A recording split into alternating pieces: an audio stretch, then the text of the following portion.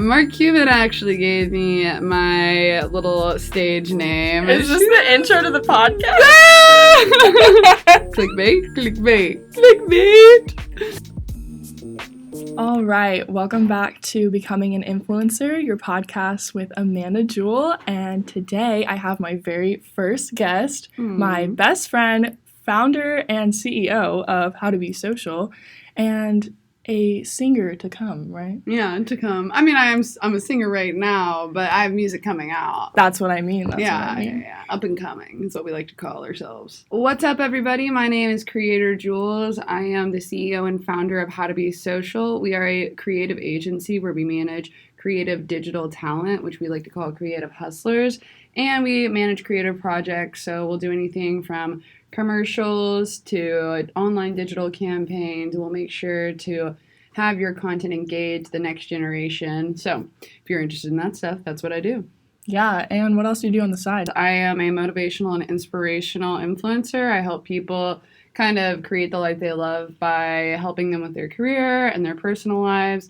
And I do this through multiple, facets and different platforms. My top one is definitely Instagram. But with that being said, I just started a Patreon and I'm learning how to use that as well. So there's lots of things going on. Yeah, I'm really pumped for everything you're doing. Name 3 things you're grateful for. Go. 3 things I'm grateful for you. Thanks. I would say definitely you is included in this. I can't talk. But I would say, 1, my friends and family, definitely first and foremost. Life is lived by the connections and the quality of connections that you have with people, hence How to Be Social. 2, I would say I am grateful for the ability to work a job where I get to create my own schedule and to really create the kind of life that inhibits the most success for me personally. And then 3, I would say that I'm grateful to be ambitious but not content. I'm grateful for you.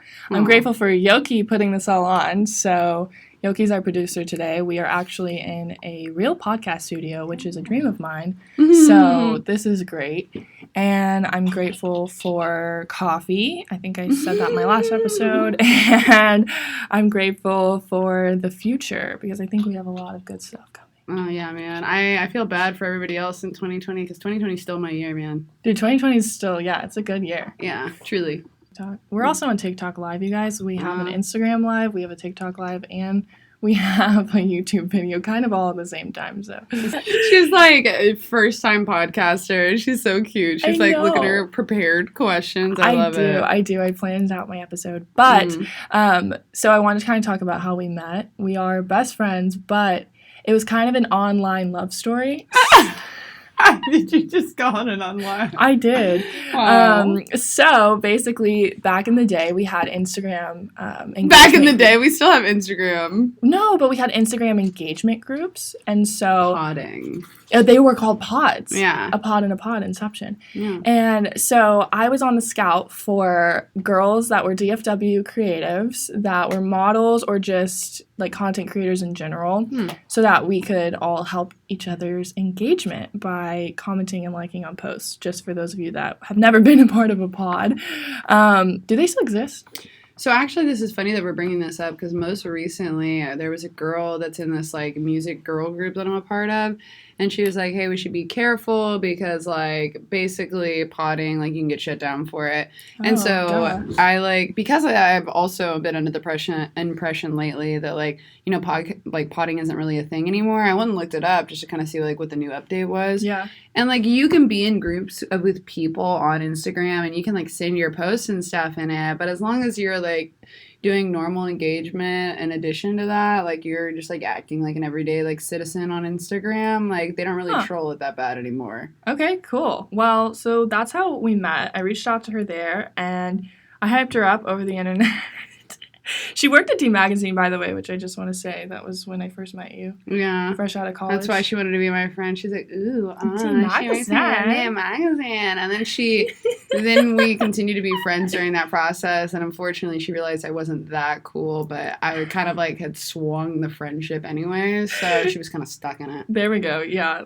Hey, that's how I ended up on this podcast. I was just like, hey, I heard you have a podcast. Like, I'd love to be on it. No. Becoming an influencer. Buy my ebook. You're literally on the podcast where I become an influencer. This is where I become famous. You are famous. Definitely a Dallas socialite, if you guys didn't know. So tell us how To Be Social started, which is your company that we talked about at the beginning of the podcast. Thank you for reiterating for the people and what How To Be Social and where is. can they find you online? So How To Be Social as a company got started the same way I feel like myself has kind of grown as a person. I always like to say they kind of grown in tandem.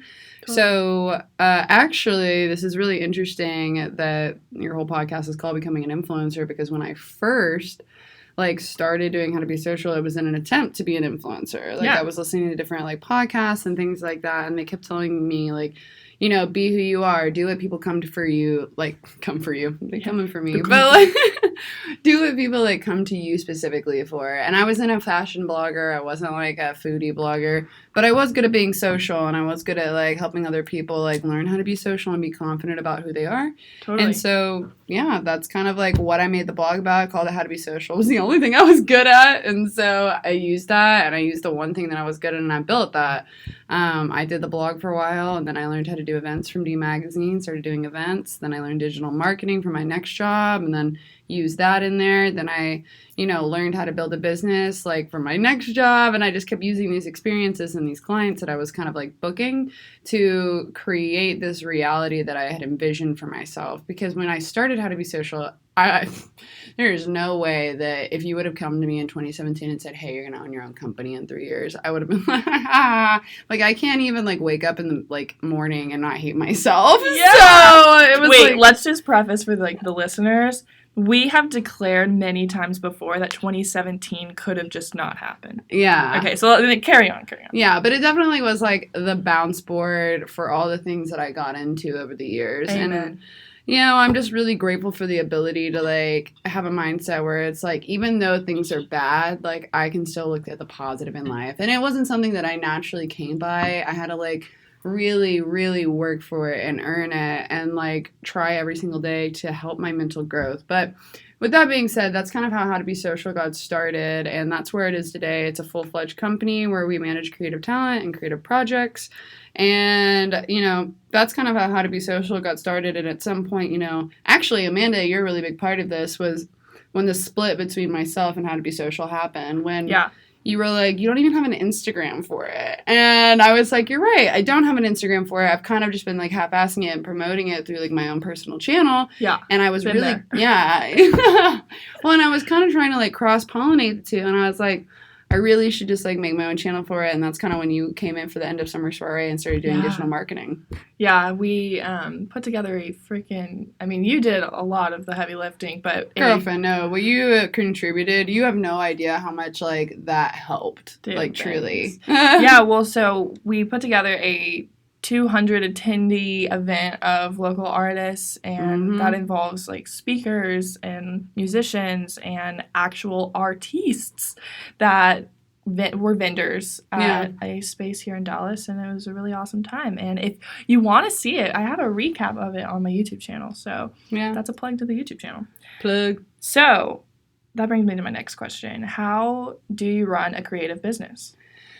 Man, I think everybody has their own leadership style, but I think that's where it starts is, you have to have a good mentality, because the people that are following you, you're hiring, you're not just paying them money and they're not just working for you. That is not how business works. Business is relationships. And if you don't know how to formulate and have good relationships, whether it be with the people that you work with or the people that are your clients, then you really, really, really shouldn't, look into having your own business, because truly and honestly, managing people and being a good leader is the first thing that I would say is important in running a creative business. But my number one thing is, just be a good leader, learn how to be a good leader, learn how to effectively communicate, because if you can't communicate, you can't delegate, you can't start projects, you can't do any of that stuff. So knowing how to talk to people in a way that's going to get the best work out of them is something I strive to learn on the daily. With that being said, so we're in Dallas, and there was just a really big creative community. So, I had never experienced a bunch of photographers throwing meetups, and then people coming out and models being there and graphic designers and everything. So I feel like this whole creative scene was there. It just wasn't being orchestrated well. Mm-hmm. And I think Jules did a really good job at kind of bringing people together for events, and also now running a creative agency, because instead it was like these talents that we knew of we wanted to collab with, or like we wanted to have at events, but now it's like something that she's able to create a portfolio that she can now have clients geared toward, like she can give them work, and so she's bringing in clients and then funneling them to creatives. So it's really cool to see, because you really took advantage of an opportunity. Well, and I just saw that there was a huge need in the creative community to be taught business. Like, there were so many creatives that were trying this freelancing thing for the first time. They decided they were trying this creative freelance thing for the first time, and they had no idea what they were doing. And I just knew that I was connected to the people that could teach them what they were doing. Even if I didn't know exactly what people should be doing, I knew that I knew the right people to connect them with. And that was, like, truly and honestly, like, if there's one thing that I have known since I was in high school that I discovered, was that I'm a connector. And I think that everybody, if you can, like, understand what type of value you bring to the world, like, I am someone that you can say, I need a CEO, or I need a CMO, or I need a marketer, or whatever it may be. So true. I know that person, and I think that's what everybody knows me for, is like, wow, you know, Creator Jules is truly connected. Like, she understands the community, she understands what's going on, and like, even past my community, you know, I've started to really build some global connections. Totally. Yeah. And last summer, Jules and I got to go to London and Paris, and I got to see her do her businesswoman thing over there. But that's just crazy. Yeah. Love it. Traveling woman. Mm-hmm. Well, that's my next question is, what is it like having your friends work for you? Like I'm saying, so like this was a creative community of a lot of people just like doing it for fun, and now you're bringing in a business structure, and a lot of these people are your friends. So what's it like?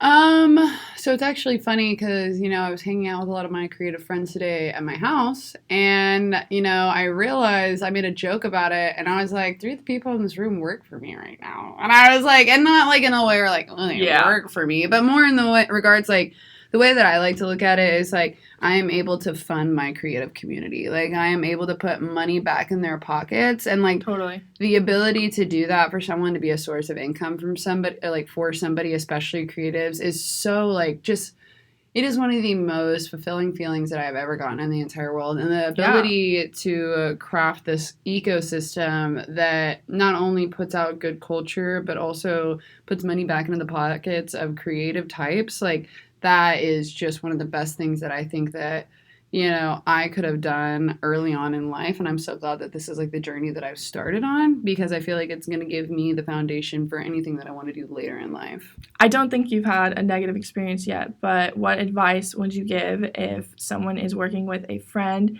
and is in a partnership with someone that they're friends with? Like, what's your advice?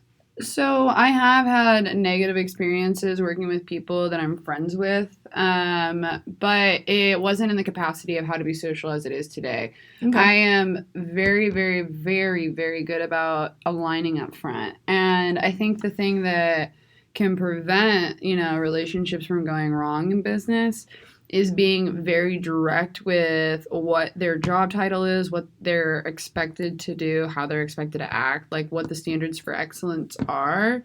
And then if you can tell them that up front, and then tell them like a system of like, this is how you'll be graded on a monthly basis, and like, this is how, you know, we'll know that you're progressing inside of the company. If you can lay that foundation, then there should be no problem of, you know, assessing that person's like capabilities of the job. It's not a personal thing if, you know, I have a 3-strike system, and if you don't adhere to the core values of our 3-strike system, and it keeps happening over and over again, the same thing. I mean, every situation is different, right? And I've never had to do this where I've like, well, actually, that's not true. I've actually had to let somebody go that was a friend of mine, but I'll get into that in a second. But if I have outlined like all the standards for you, and you continuously do the same thing over and over again, then you knew the standards. We were aligned. We agreed on this. And usually there's some sort of contract or some sort of agreement in place. It's not about, are they my friend or are they not my friend? It's more about, you know, were you a woman or a man of your word? Did you have integrity behind what you said when you committed to this job? And at the end of the day, like, I still love you as a friend, but maybe we just don't work well together. And so really aligning up front, and I think you'll hear that from like any, person out there, is just making sure that you're honest and vulnerable with the person up front. Because I think a lot of the times people, hear and like talk about stuff, but they don't get to the root of the issue. Like, Totally. hey, I'm worried about this thing. My roommate works at the company. And so I had to be honest with her, like, hey, like, I don't want myself or you to overstep the boundaries of roommate to, working together. Yeah. And so we're always just very honest, and I'm very aware of what's going on in her world. So I always try to be a little bit more like, fluid with how we get work done, because I really don't give a shit if work gets done at 9 a.m. or 12 p.m. as long as it gets done.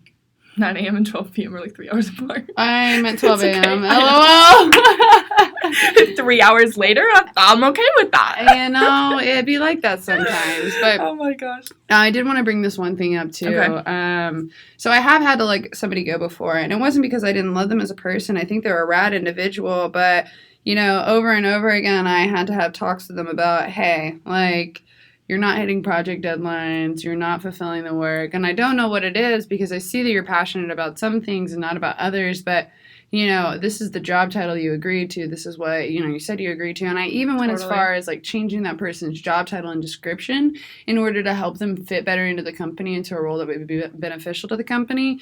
And it just came down to it that I had to realize, like, if I give you a department, I expect you to grow it. Yeah. And if you have somebody that's working at your company right now and they are not growing your company and you are paying them money, then you need to let that person go.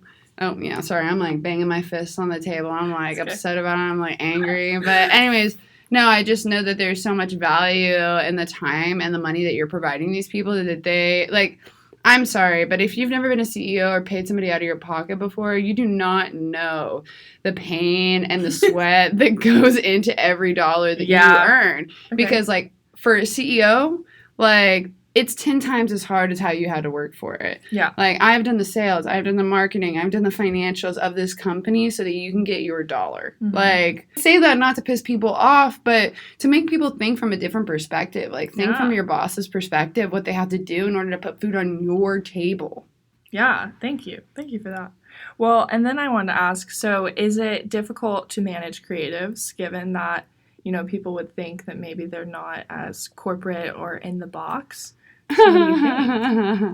So for creatives, I feel like I love my creatives, but here's the deal is like I always tell my experience manager, the project manager we have, I'm like, Alex, you want to give him a shout out? Yeah, Alex Powell, Alex Powell on Instagram. He's a photographer as well. If you want to book him, he's about that life. There we go. Okay.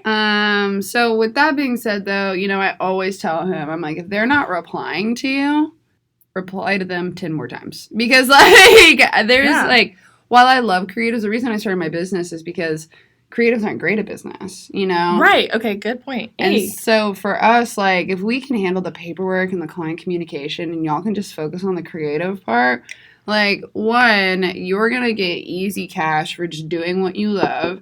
We're going to be able to help our clients have a more fluid experience with creatives so we can stop having these horror stories of, hey, like, I can't work with creatives because, like, they never do what they're supposed to do. Exactly. That's what... Yeah, and I want that narrative to go away, and I want creatives that are worth their salt to get paid what they're worth. And so that's kind of what we're stepping in and doing. Totally. Yeah. Okay, cool. I just wanted to ask that. Mm-hmm. So now how do you get clients?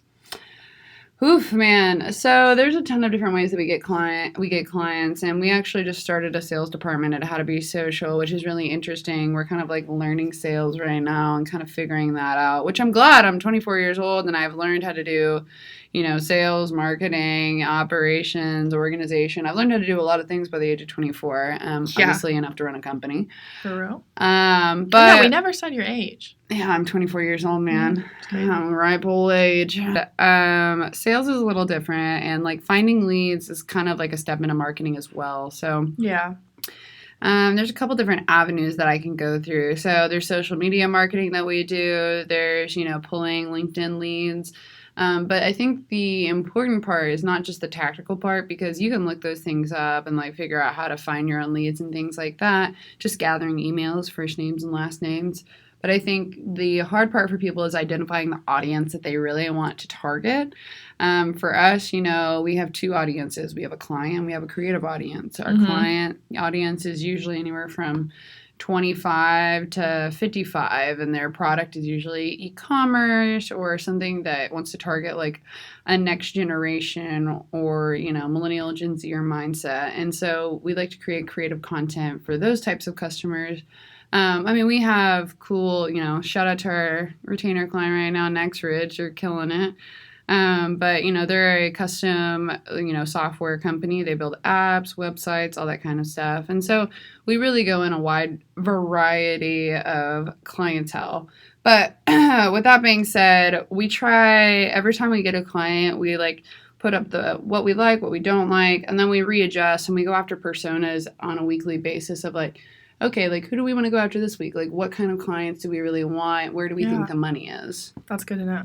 Mm-hmm. So identify the kind of clients you want, find where to find them, and then reach out to them. Yeah, so and there's a multitude of ways you can do it, if you decide that your audience is, say you're a fashion blogger and you're I want to work with vintage luxury brands. Well, you can work with vintage luxury brands in your city, or you can work with them in your region, or if you want to work with them on a national level, you can do that. You've got your whales and your fishes. Your fishes are people that are a little bit easier to grab. Whales are those bigger clientele that you want to treat with a little bit more personalized content, a little bit more personal touch. For the fishes, put together a template email, send something out that you think is going to be direct enough to them. But for those whales, you're going to want to definitely make sure that you're writing out hello, Sarah Jane, I realize that you're the leader of this department, and blah, blah, blah, blah, No, that's good. And I think that you're interesting because of X, Y, and Z, and I think this is why we're aligned. Because if there's one thing, is don't waste people's time. If you're not aligned with them and you're just sending them an email because you want to work with them and you're offering no value, just wait. Wait until you have something of value to offer. Work your way up to those whales. Jules is playing with the switchboard over here. I'm don't touch anything. These are the ones that matter. Hey, you never know. Yeah. All right. Well, so what are some ways to make money as a creative? And I say this because Jules has done a lot of different things, and she's currently doing a lot of things. Honestly, I feel like me and Amanda are very matched in the regards of things that we try to make money off the internet. Yeah. Right now I'm trying Patreon, and that's actually making me money off the internet. I have 6 Patreon subscribers, and what I do is life and business consultations for them.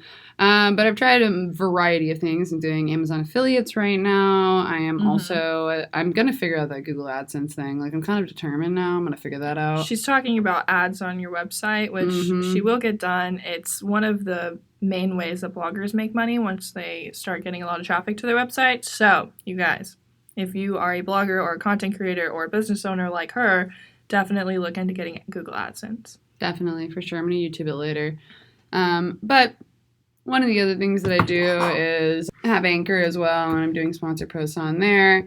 I've tried a couple of different affiliate things. Honestly, there are so many other things that I could be doing on the internet, but mostly I've just tried to market my personal services, but that's definitely not scalable. So that's why I've kind of started the Patreon to kind of organize and put together what I want to do for people. So we'll see. We'll see how it grows. Well, and then in the past too, which I think it's still current, but we're kind of in a pandemic right now. Are you about to say events? Well, events and modeling. She's really good at being if she has to go to Chicago or Canada for business, for a whole other business venture, then she will literally find people to pay her to model in these places that she's got to be for anyway. Yeah. And then get pictures. Yeah, I think my personality is how can I get the most out of the situation at all times? And it's not a bad thing. Yeah, well, and I'm just not very good at focusing on one thing at a time, but I think that makes me good at a lot of other things. So for me, if I'm going to go out to a business trip for, one of my clients, I want to see if I can fit in a couple other things. And taking photos while I can take self-portraits, it's so much more fun connecting with people in other parts of the world. There is this one coffee shop in Toronto, Canada that I absolutely love because their style, their aesthetic, everything about it is absolutely amazing. And I connect with the guys that own the shop on Instagram all the time. Is that the place where you saw Gary Vaynerchuk?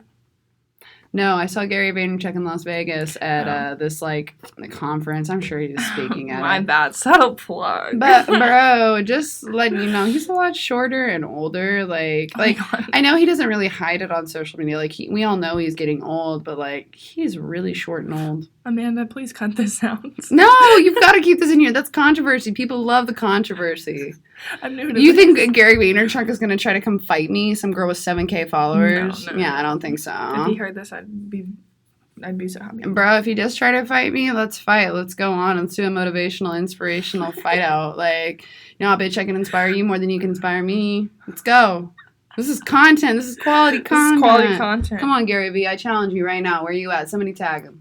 Somebody tag I feel like I'm really throwing right now. Those are some ways to make money as a creative. So we both, are always on Instagram, and I have a love-hate relationship with Instagram, but my likes to follow ratio is not the best. So if you're listening to this, please go help your girl out.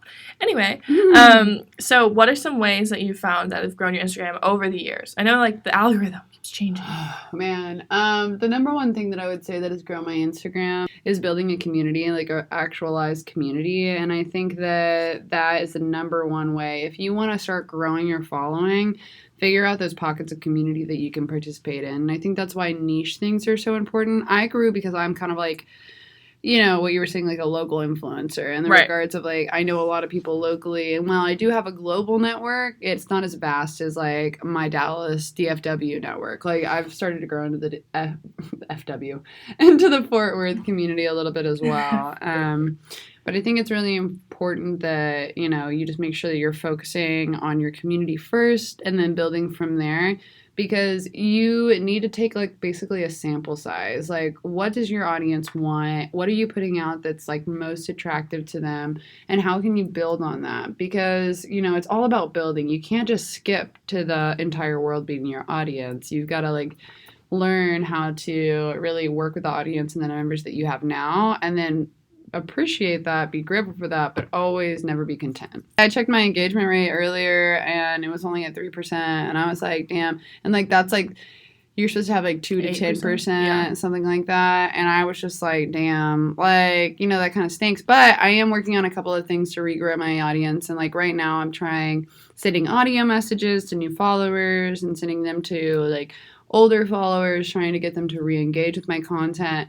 Because think about it, if you send an audio message, say to every single one of your followers, you need to make sure that... So one of the things that I've been doing is sending audio and video messages, because apparently the Instagram algorithm really like appreciates that. And in my mind, I'm reconnecting. I'm doing something like very authentic. I am connecting with somebody one-on-one. And sometimes people open the audio messages and some people don't. And my favorite part, and most of the time this happens, is people reply with a really long or very in-depth response as to why they're following you and what they want to see from you. I've met people that have been following me since 2017 just by like reaching out and saying hello. And they're like, I'm like, how have you been following me for 3 years and I don't even know your name? And how do you sort through the people that are there for your content and the people that you just know in real life that follow you for what you feel like it's just because they know you? I mean, you have two different strategies, right? For the people that you don't know, you send them an audio message saying, hey, my name is Creator Jules. Thank you so much for following my content. I checked you out a little bit. I see you're interested in X, Y, and Z. I love that. I'd love to know why you're interested in my content, why you gave me a follow. I'm always trying to get better. Stay social, you're a gem. That's kind of like my little audio message that I send to people just to connect with them. And then it gets more personal from there. When it's like people that I know say it's you, I'll send you a meme. I'll like shoot you over something that's like more, our style. But it's important just to be driving that communication. And I think driving communication in the DMs right now is going to be the thing that makes people explode. That's good to know. And with that being said too, so how do you get an audience to engage with you? Besides the messages, of course. So it's been really interesting. I think everybody's engagement has dropped. And I think we all have to get a little bit more creative with the content that we're putting out there. Okay. I'm putting a little bit more effort, a little bit more time into it, but I'm also trying to figure out, what's my return on investment? If I post this carousel, like if it takes me 15, 20 minutes to do, how much am I receiving on the back end? I always look to that call to action ratio because that's what's really important. So what that means is, as I look at the call to action in my like Instagram post, whatever it may be, whether it's, hey, comment like what you're feeling today, or hey, go look at my Patreon, or hey, go click my link in bio. Okay. And then I'll go onto that Instagram post and you can see how they've interacted. So you can look at website clicks, you can look at different things like reach, if they shared the thing. And really what you want to be paying attention to, especially nowadays, and I know it's so hard to do because we're so obsessed in this culture of having many, many followers and getting brand deals and all those things like that. But pay attention to your reach. Pay attention to your saves. Are people finding your content valuable? Yeah. Because creating that word of mouth buzz amongst people in different communities, and that's the next level. You build your own community. You become a thought leader in your own community, and then building it to the next level. What that looks like is, okay, other communities, people that you're not really involved in, are starting to buzz about you. They're starting to talk about you, and so they start to spread that within their own communities, and that's what you call like that next level reach. And that's kind of where you and I are at this time, where we're really trying to engage our audiences and figure out what they want to hear, because it's become so large that we're like, we have to ask now. It's not just about putting out content we enjoy, it's about putting out content that other people find valuable. Totally. I love all those answers. And another thing that she's doing right now is going live on Instagram. Yeah, I think when this whole quarantine thing happened, I saw an opportunity to start going live a lot more often. Because I knew people were going to be at home and I knew people were going to be, bored. And so a lot of these influencers that had a lot bigger audiences than me were more available. They had time. So I was like, yeah, sure. And I mean, I still do that occasionally, but I think a lot more people are doing lives now. It's starting to become the norm. And it's not as much of a craze. Like, people aren't as tuned in as they used to be. Like, you can see right now, I think I got one live follower. And that is a really I have one live follower on TikTok. Yeah, perfect. And, like, it doesn't even matter about how many people you have sitting on there live listening to you. What matters is, when you share it on IGTV, and unfortunately TikTok doesn't let you do that, but I feel like TikTok's algorithm is a little bit different, to where when you're going live, it gains you followers as you go live. Instagram is different. Instagram is about sharing that content and posting engaging content. And honestly, I'm going to post this because I feel like I've been getting a lot of valuable advice to our listeners, and so people are going to go back and listen to this and be like, damn, like, I need to like use these tips right now. Totally. And they need to stream becoming an influencer. Oh, yeah. The podcast. For sure. All right. But no, those were also really great. And last week I had a question on how to grow on Instagram, and I tried to give them the best answer I could, because I am also trying to figure that out right now. Yeah. I mean, I think it's a lot more difficult in 2020. I think that we're having to try a lot more new things. And I think that Instagram isn't being as free and forthcoming with their information on how to work their algorithm. Definitely. And they're definitely trying to brand it as Facebook, because I don't know about you, but now when I open Instagram, it says Instagram by Facebook. So that's a thing. All right, but now we are on to what I like to do, which is the faves of the week. So what have you been loving? Oh, Lord, it's Monday. Well, you know what I mean. What have you been loving recently? Okay. So I actually just ordered a bunch. Can I be anything? Yeah. Your Amazon Basics, and where can you find them? It's a shameless plug. So I have been really obsessed with like comfy clothes and being comfortable in my own skin and learning how to deal with like my body image issues, because body dysmorphia is real. Okay, relatable. Yeah, and if you want to, follow me as I positively guide you through that, I am going to be doing that on my Instagram channel. But most recently, I have been trying like that Billie Eilish Kanye style, where it's kind of like sweatpants, hoodie, you chillin', Justin Bieber-esque type shit. Yeah. So I've been wearing a lot more of the hoodie styles lately, and I just went and got a pair of dope sweatpants on Amazon, as well as a couple different hoodies, some tie-dye stuff. I released the sweatpants and what was the other thing? Oh, I got a pair of yoga pants. I released it on my style store. So that's kind of what I've been obsessed with lately, is just like really comfy loungewear that also like makes me feel like comfortable. So that's the number one thing I've been obsessed with lately.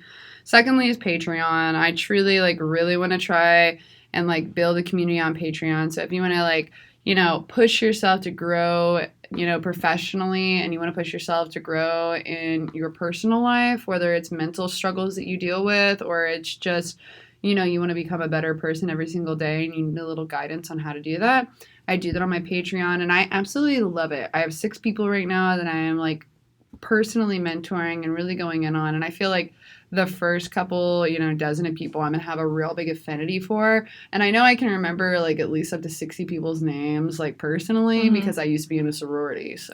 Okay, there you go. That's amazing. And one of my faves of the week is Jewel's new music. Oh, yeah. LOL, I almost forgot number 3. Yes, number 3. And I think this is definitely the most exciting update. I have got new music coming out in probably 2 months. I'm going to release it on a new moon because, fun fact, One. See, music is going to be something special, I feel. Oh, for sure. No, I'm obsessed with a few of her songs that I hum without even knowing that. Oh, like, seriously, we were walking earlier and I just caught myself singing Favorite Moments. I love that. Yeah, so I've got My Favorite Moments is actually the first one that's coming out. It should be coming out either on probably July 20th or August 20th. It just depends on when, everything gets worked out. Yeah. Natty, my producer, if you're watching this, Yeah, let's talk about him. He's really cool. Oh, man. My music fam is everything. So there's this really amazing group of creatives and musicians out in Fort Worth, and I'm blessed enough to be managed by Solomon, 2Ys on Instagram, and I have a producer. Actually, I have 2 producers, if you want to be honest. One is Spaceman on Instagram, creates dope beats, and is kind of like a David Guetta kind of type. Yeah. And then I have Natty, and Natty's just the man. Like, this He's man so is, cool. Oh my God. I don't think that people understand how much I love Natty. Like, truly, honestly, love that man with all my heart. But and then there's Bogus. Bogus is the lyricist, the man that kind of helps me put my thoughts together and kind of like puts in cool creative ideas into the music, like match, flicks and things like that. But really grateful for my music fan. And, they just brought me so much joy because I feel like music was something that I've always wanted to do, but I never had the ability to do it. Sure. And so now I have the ability to really grow and to push that like side of me. And it's just something that I know I'm going to always look back on fondly of 2020 and be like, that's when I started my music career.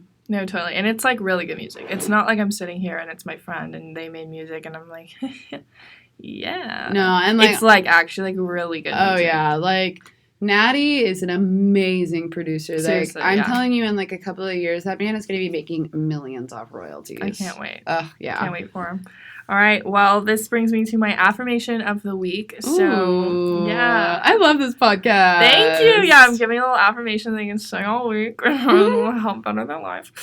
So, I am a magnet to positivity, abundance, and blessing. And if you don't know what an affirmation is, it is a statement or a phrase that you can say repeatedly in order to change your thinking, make an impression on your subconscious, and create a better life for yourself. So this is the one for this week, and I'll have another one for you next week.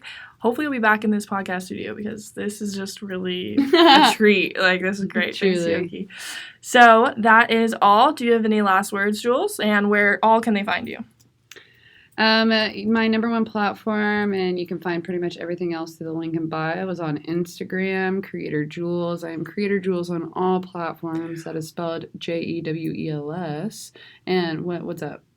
I have to ask. Oh, yeah. Who called you Creator Jewel? So this is a shameless plug. I have a video about this on my Instagram and YouTube and my website. Really, you should just go to officialcreatorjewels.com. But Mark Cuban actually gave me my little stage name. Is this the intro to the podcast? Clickbait.